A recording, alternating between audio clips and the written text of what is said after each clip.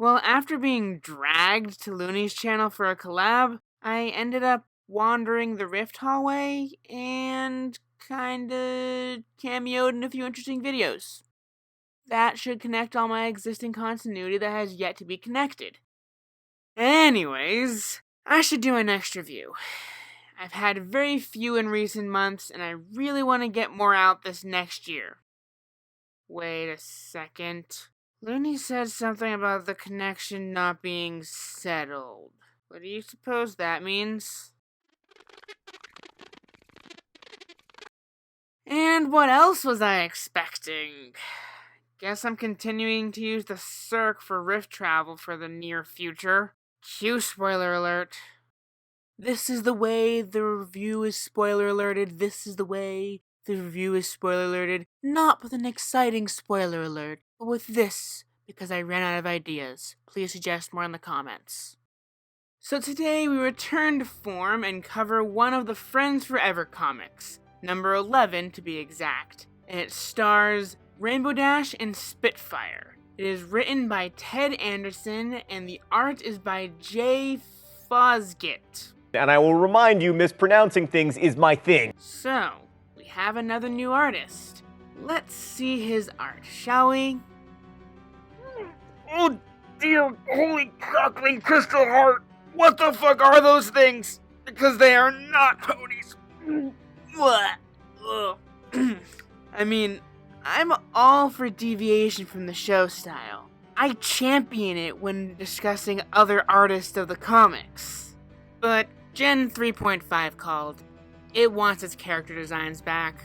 I mean, I'd take Tony Fleece's art circa the Fluttershy micro-series comic over this art. Why? The fandom has done better chibi art. Well, let's move past the, disturbing art and on to the story. It starts with RD teaching Scootaloo how to deliver mail. What? Did that phrase just come out of my mouth? Did Ted even look at the current show canon when writing that?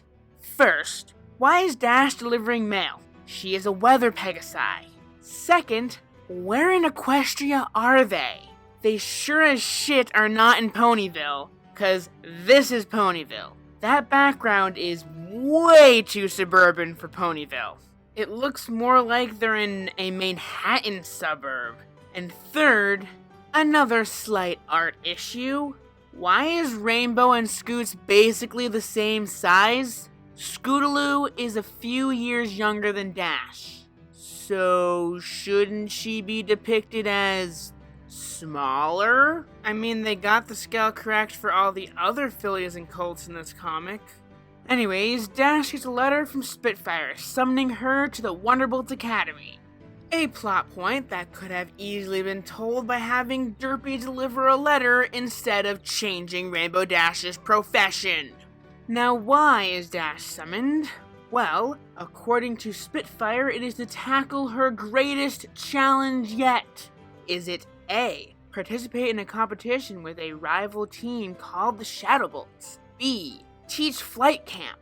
C, tell a dragon to go sleep elsewhere? Or D, go on a date with Spitfire? I'll give you some time to pick your answer. P.S. Sorry, mobile, you can't click on answers.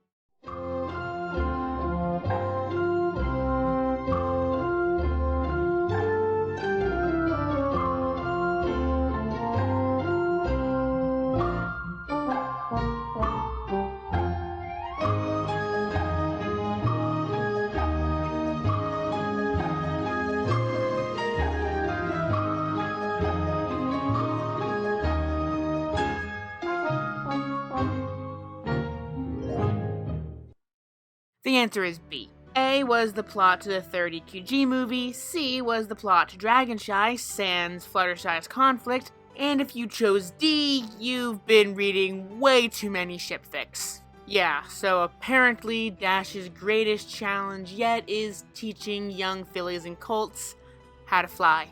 The reason that Spitfire says it's her greatest challenge yet is because Spitfire is terrified of teaching children. And so Dash does a majority of the teaching while Spitfire constantly freaks out. So after the class, they go for a fly and talk about it. Spitfire says that when she teaches kids, she gets nervous and all her knowledge just flows out of her head, which confuses Rainbow Dash because Spitfire teaches the Wonderbolts and she's perfect at that.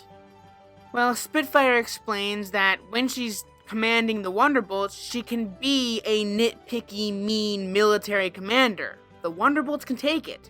Kids can't. So RD suggests that Spitfire be a little tough on the kids, but not too much. Unfortunately, she still is a little too tough on the kids, and they all end up in tears. So they go on another fly after the train wreck of a class, and Spitfire says that she never really wanted to be the Wonderbolts captain. She thought it was a boring job where all you did was lead the formations. She was wrong. She also had to make the fellow Wonderbolts want to fly. She managed to accomplish that by being mean, which, as she previously stated after the previous day's class, that you can't really do that around kids at flight camp age. The last thing she wants to do is discourage these kids from flying. The mushy moment is completely shattered when Rainbow Dash suddenly has a brilliant idea that she will not share with the audience and rushes off.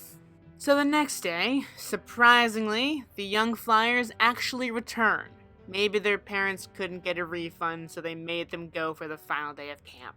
Anyways, Artie is also late, which makes Spitfire very uneasy. When Artie does finally arrive, she's in a panic because of a tornado. Now I wonder who could have caused that. Anyways, Spitfire immediately jumps into action, while RD explains to the kids what she's doing to get rid of the tornado. And moments later, it is no more. And all the campers are awestruck and inspired to become Wonderbolts someday. And just to bookend everything, RD goes back to Scootaloo and gives us the comic's moral. Even your heroes have flaws. I would have thought it would have been if at first you don't succeed, try again, or there is more than one way to teach, but the one they chose is fine, I guess. The end. So, this comic was, well, neither here nor there. 5.5 trembling Spitfires out of 10. If you can get past the awkward chibi art, you have a cliche but ultimately heartwarming story about a grisly tough teacher learning how to teach a more fragile and younger age group. And there's some great character development for both RD and Spitfire. Like, Spitfire's dilemma is very relatable. Teaching young kids is not for every pony.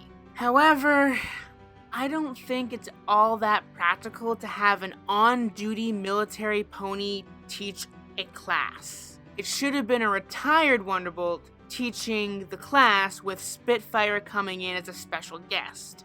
The rest could still happen how it did. Well, the same, except without putting the entire class in danger. I'm looking at you, Rainbow Danger Dash. I know you caused that tornado.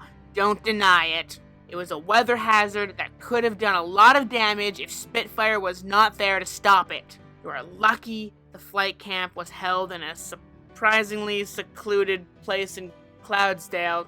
How convenient. So there were no damages, but still, bad Rainbow, bad. Now I am aware that there was a mare in the beginning when Spitfire and Rainbow Dash arrived that could have been the normal teacher of flight camp. However, if she was, she would have been there for the rest of the comic, and she wasn't, leading me to believe that Spitfire and Rainbow Dash were intended to be the teachers, not just guest speakers. Or she's the most inattentive teacher ever and lets her guest speakers just scream at her kids and put them in mortal danger. Well, that is my 2 bits on Friends Forever number 11, starring Rainbow Dash and Spitfire.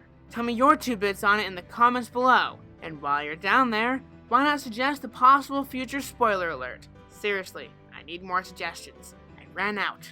And don't forget to like and subscribe. Also, remember you can support my 2 bits on Patreon. Every little bit helps. Well, I'm Comic Sans, and I will see you next time for a review of Friends Forever number 12, starring Princess Twilight Sparkle and Pinkie Pie. I just wanted a rift door! Why does the universe hate me? You see me soaring through the sky. I see you below as you walk on by. I can clear the sky in 10 seconds flat. Well, how about that? Well, how about that? I could be sitting here on a cloud, watching the sun as it starts to go down. The only thing missing is you by my side. Give me a smidge of confidence. Give me a speck of something that makes sense. Give me an idea of dependency.